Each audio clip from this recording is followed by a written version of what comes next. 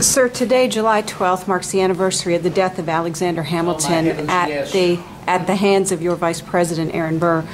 You may comment on Mr. Hamilton if you like, but I'm more curious what your thoughts are both on Burr as the killer and also on his extracurricular activities after he left office. It's been so long. You had to resurrect that malady. It was a malady. I was brought up with the idea that whenever an individual raises their hand, it shows implicitly words have failed. The method of settling an argument between two so-called gentlemen by engaging in a duel is the most barbarous act of any civilized society. No, I was never in favor of it, and certainly not in favor when I heard that it would be engaged by our former Vice President and our former Secretary of the Treasury. Do you know that the pistols that were used there on the Heights of Weehawken belonging to Hamilton had been used by his son John in a duel that brought the death of John Hamilton? You would have thought the father would have learned. But upon the occasion, as I have been told, I did not bear witness to it, that once they took the toss and then as a result took their paces, Hamilton, to have the first shot, turned and dispatched his shot into the air. He threw it away. Burr took the advantage.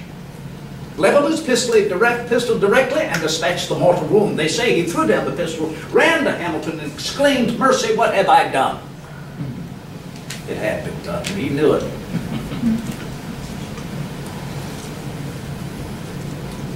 I will not deny that in 1801, that February, when as yet the result of the presidential election was not known, that I wrote to Hamilton and assured him that were Burr to secede, all good Republicans would follow accordingly. And I would have acquiesced. But lest we forget, it was Hamilton who replied, "I consider you to be the least dangerous of the two. And that if you will promise me, Mr. Vice President, that should I influence my constituency in New York to enter your arena, that you, once inaugurated, will not seek to cast out of office all Federalists, we may make a compromise relevant to preserving the integrity of our Constitution." I assured him no one would rather see such a compromise. The most ill I can say about Burr, he was a crooked shot. Indeed, whose aim you could never depend upon. A crooked barrel indeed. So I cannot to comment any further upon Burr. His devices afterwards, of course, are judged by many, particularly Chief Justice Marshall, to be hearsay. But I have the papers proper.